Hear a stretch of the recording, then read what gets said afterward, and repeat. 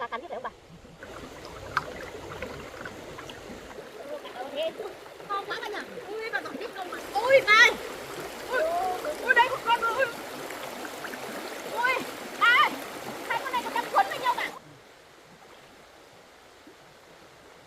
Tiếc quá.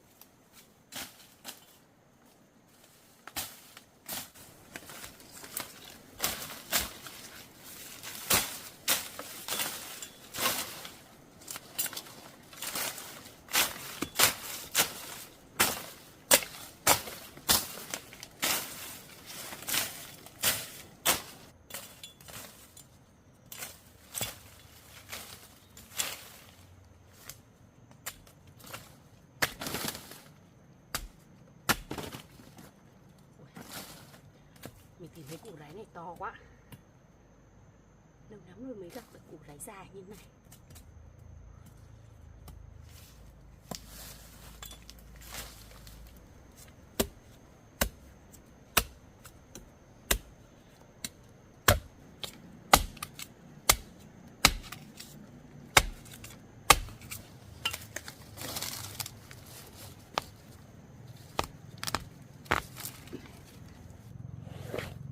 Củ này to quá, già lắm rồi nên là rễ dài lắm.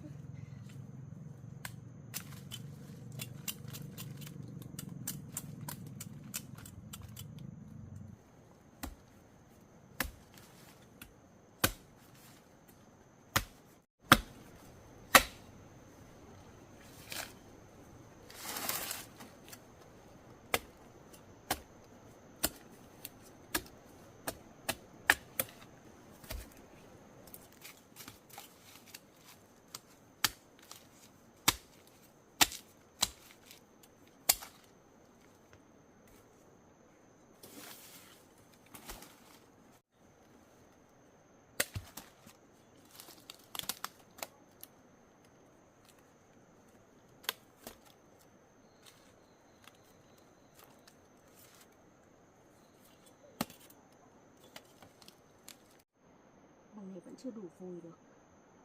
Mình sẽ phải sang bên kia tìm xem là còn cây nào nữa không. Ôi, hình như trên kia còn một cây to lắm, mình lên xem là nó đã có củ chưa.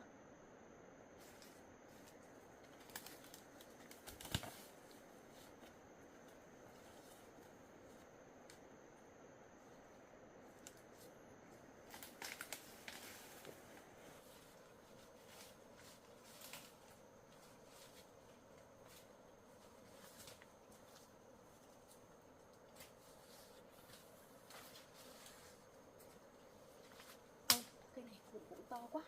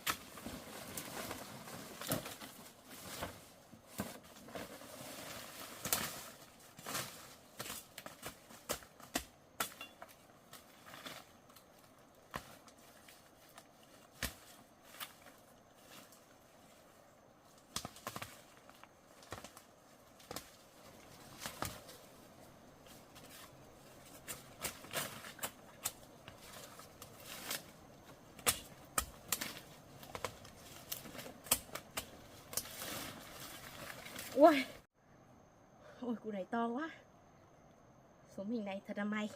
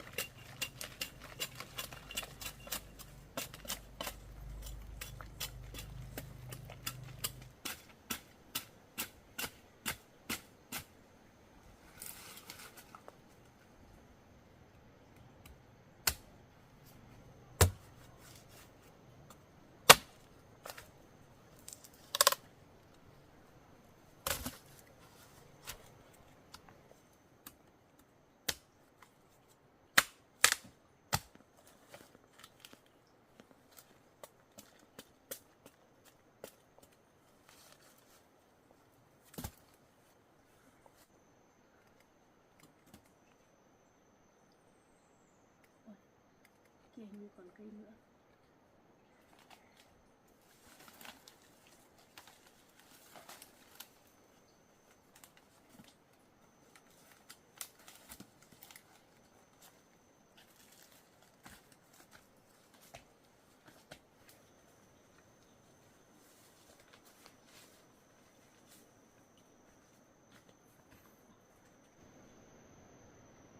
Ôi đây rồi, đây có một củ to quá.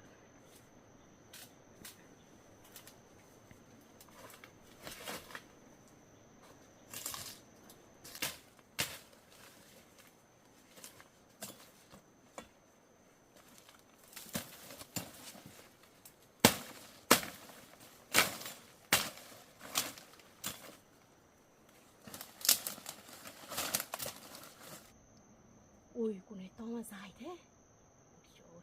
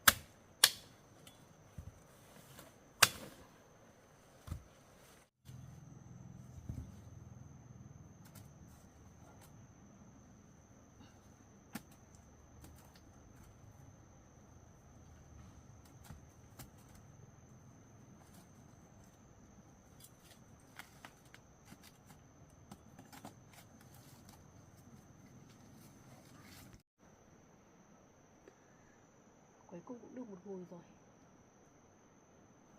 Thôi mình phải đi về thôi.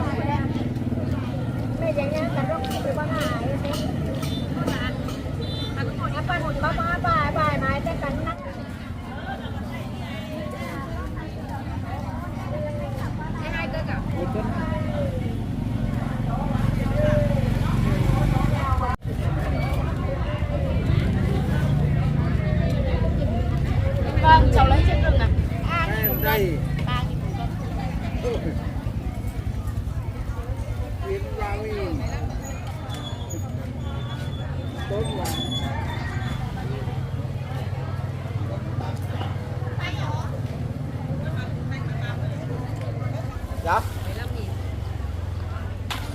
2 cân. Bán bớt đi một tí đi. Anh Tuyết ơi, tiếp gái 60. 60 không bán đâu.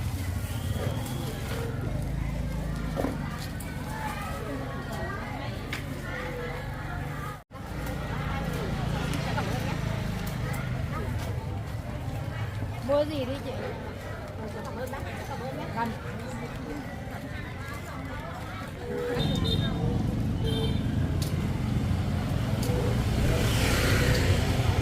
Ra đấy rồi.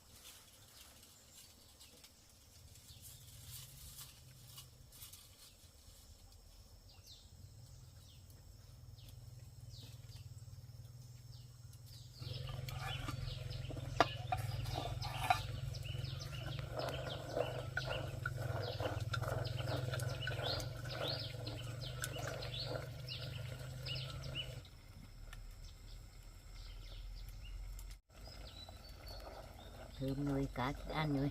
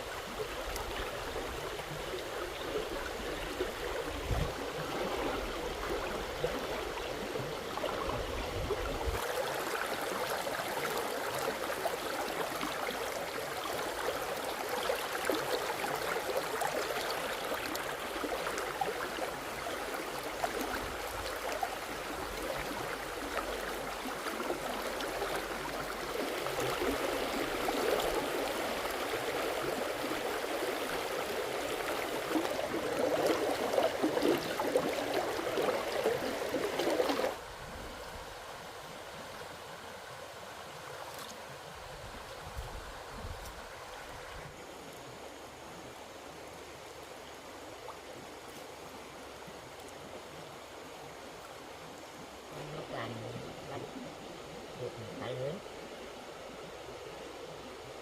Có đừng nhiều cái này.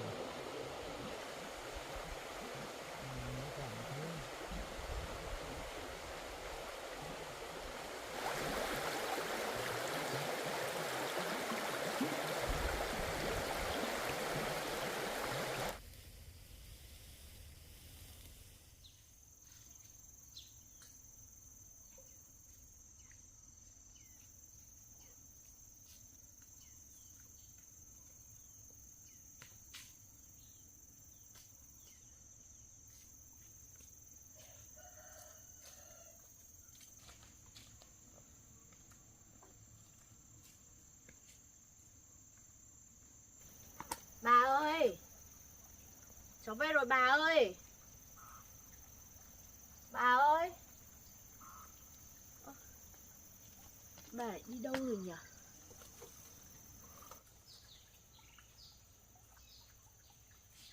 Bà ơi.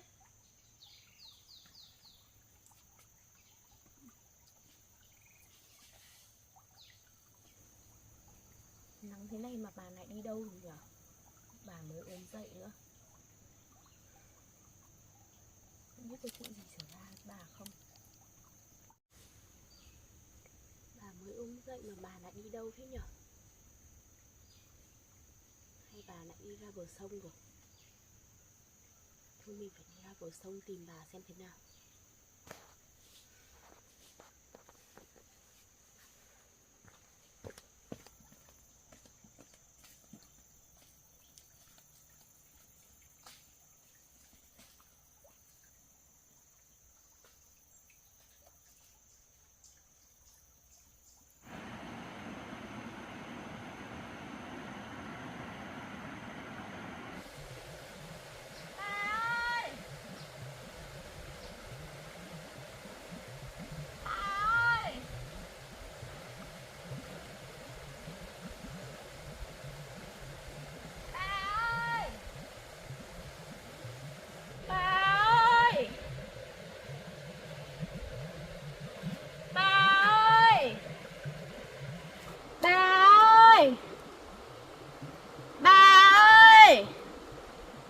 Bà đi đâu được nhỉ? Mãi không thấy bà. Bà ơi!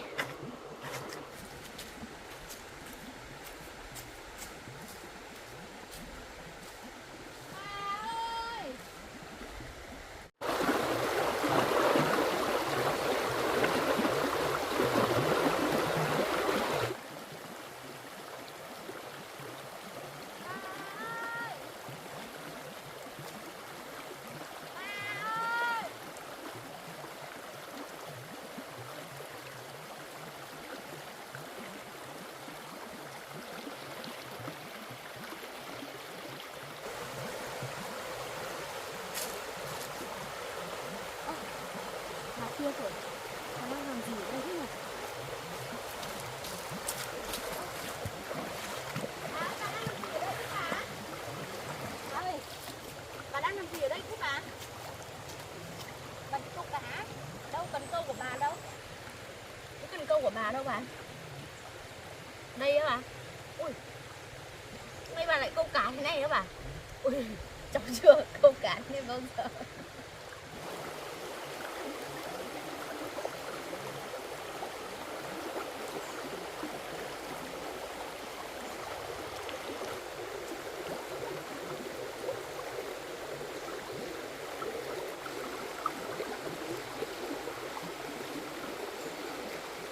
Bà đặt câu lâu chưa bà?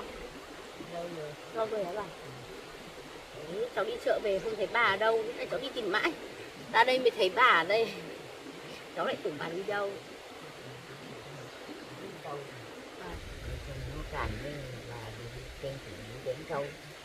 Dạ vâng. Được. Vâng. Đấy.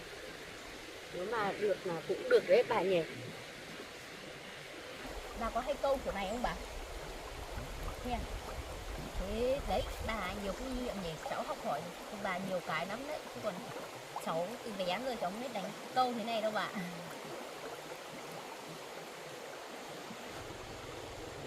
Ôi bà ơi, hình như có con cá cắn như phải không bà? Phải. Phải không? Cháu nhìn qua qua thôi, không biết có phải không? Bà kinh nghiệm nhiều. Phải không bà?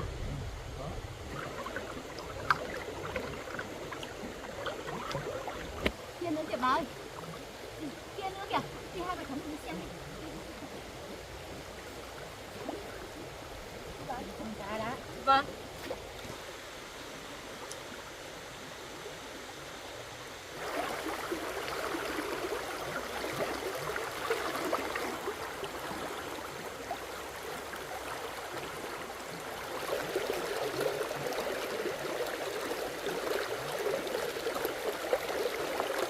Đây để bà hãy đến với con rồi.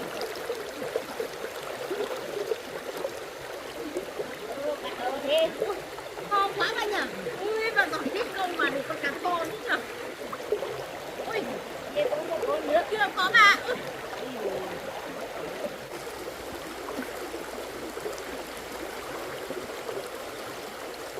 Ui bà ơi. Ui đây một con nữa. Ui, có giấy khỏe không bà? Cháu cháu xăm nền nào.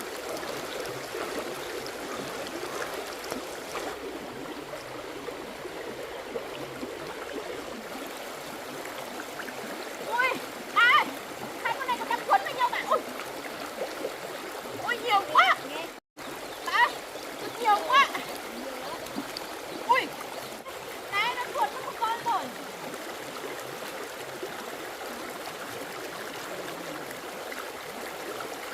Ui đây còn mấy con nữa không bà?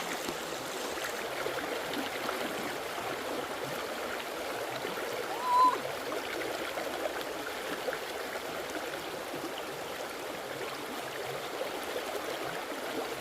Đây đây, nhiều quá. Ôi, này nhiều quá bà. Nhiều quá bà nhỉ? Tiếc quá, ra một con, nếu không là phải được có 1, 2, 3, 4, 5, 6. Phải được 7 con bà nhỉ? Tiếc quá lại ra một con. Đây, bà cầm giữ ở đây nhé, để cháu đi sang gỡ cái đầu dây bên kia.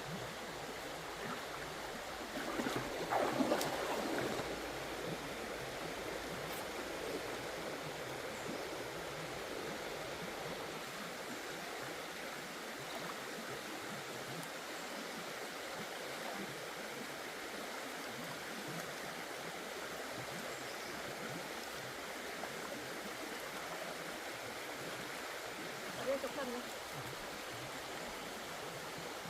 Ui, nhìn này.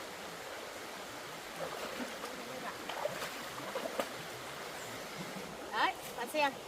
Thành quả của bà đấy được nhiều. Đâu hả? Nè. Nhìn cái cá này to chưa? Rồi rồi. Con để đây để to lắm.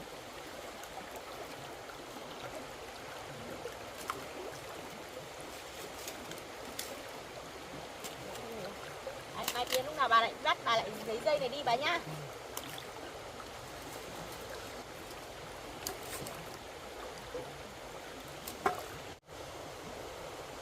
Nhiều cá quá bà nhỉ?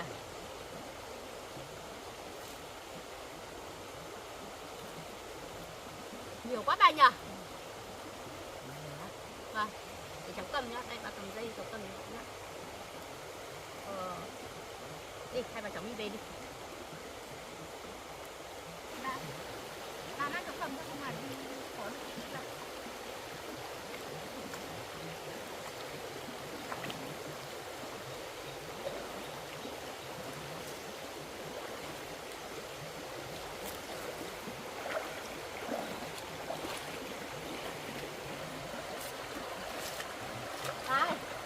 Đây là lần đầu tiên em thấy nhiều cá như này đấy.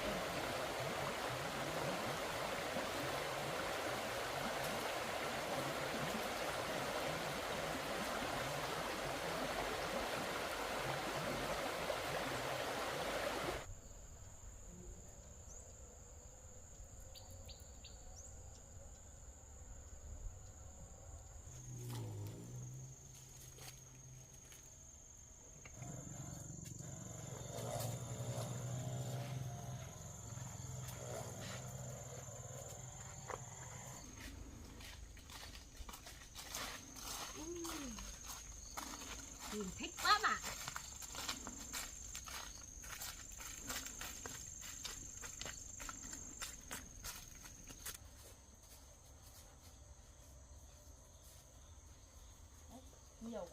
Đi bà. Hai bà cháu nói gì kìa? Chú ạ, bà đi đánh cá về chú ạ. Cá ngon đấy nhỉ. Cá này có bán không? Bà ơi để bán hay ăn bà? Bán á bà. Bà đi đánh với chú ạ, chú có mua không? Bây giờ bán hết là bao tiền? Chẳng biết chú trả cho được bao nhiêu. Thế để chú hai mấy con này nhá. Cháu chắc để lại một con ăn, còn lại thì được. cháu ấy. Bà cắt lại một con cô phi này để ăn. Đây.